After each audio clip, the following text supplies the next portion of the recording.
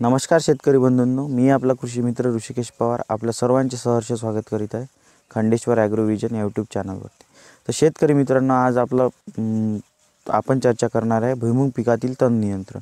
तर तण नियंत्रण करतेवेळी आपल्याला दोन महत्त्वाच्या गोष्टी आहे की त्याचा आपल्याला लक्षात घ्यायचं आहे की भुईमुग तण नियंत्रण करतेवेळी आपल्याला एक पहिली जी महत्त्वाची गोष्ट आहे की जमिनीत ओल असली पाहिजे, आणि दुसरी जी गोष्ट आहे की गवताची स्टेज।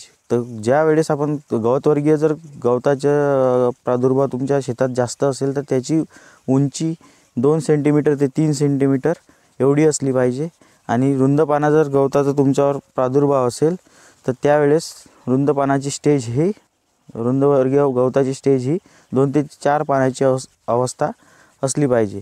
त्यावेळेस संपूर्ण प्रमाणात तण नियंत्रण होऊन जाते। आणि एक महत्त्वाचा मुद्दा म्हणजे यातला की आपण जेव्हा फवारा मारतो त्यावेळेस आपलं 100 ते 150 लिटर पाणी किंवा 200 लिटर पाणी आपल्या एका एकरात गेलं पाहिजे। जर कमी जात असेल तर थोडा रिझल्ट आपल्याला कमी येतो।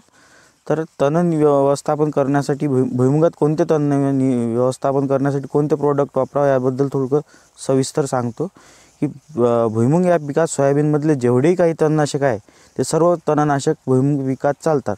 जसे की माळ्या सोयाबीनसाठी आपण जे वापरतो इंजिप म्हणा किंवा फ्लुझिपेक्स म्हणा, हे पण आपण या पिकामध्ये वापरू शकतो।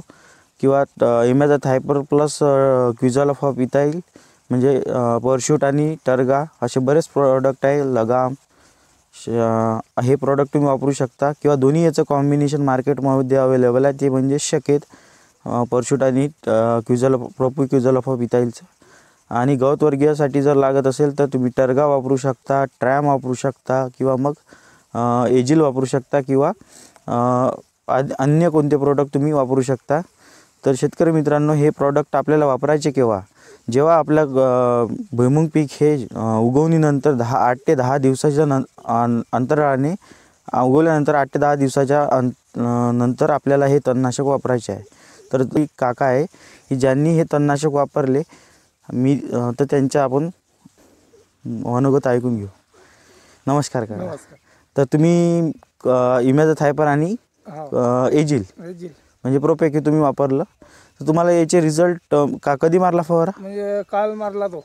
काल मारला तर 2 वाजता दुसऱ्या दिवशी मला मनात खाली दिसल्या, म्हणजे त्यानं गवतानं मनात खाली टाकल्या। तर काका, हे जे गवत मराले 6 दिवस लागते, 5 किंवा 6 दिवस। तर 5 किंवा 6 दिवसानं पूर्ण गवत हे मरून जाईल। थोडा फरक वाटला एकदम 2 दिवसात। लगेच खाली टाकल्या। तर हे जेव्हा पिवळं पडलं की आपल्याला डवराची वाही करायची आणि पाणी द्यायचं आहे, म्हणजे आपल्या याच्यातलं पूर्ण तण वार ओला पाहिजे, त्याच्यासाठी ओल पाहिजे। ओल हे महत्त्वाची गोष्ट आहे।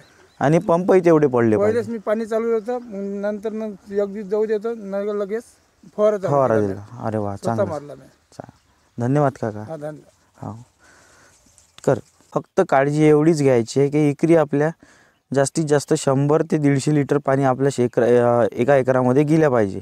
म्हणजे जर पॉवर स्प्रे करत असाल तर 5 पंप तुमचे एकरी गेले पाहिजे, म्हणजे 100 लिटर पाणी जाते व रिझल्ट चांगला भेटतो। आणि चार्जिंग न करत असाल तर 7 पंप एकरी पडले पाहिजे, जेणेकरून तुम्हाला सुंदर असे रिझल्ट येईल। तर शेतकरी मित्रांनो, या फील्डमध्ये आपण आज रोजी स्प्रे घेतला आहे आणि याचा रिव्ह्यू आपण इथून 6 दिवसांनी घेणार आहे। तर शेतकरी मित्रांनो, व्हिडिओ आवडल्यास व्हिडिओला लाईक करा, शेअर करा, कमेंट करा, आणि अशाच नवीन व्हिडिओसाठी आपल्या यूट्यूब चॅनलला सबस्क्राईब करा। धन्यवाद।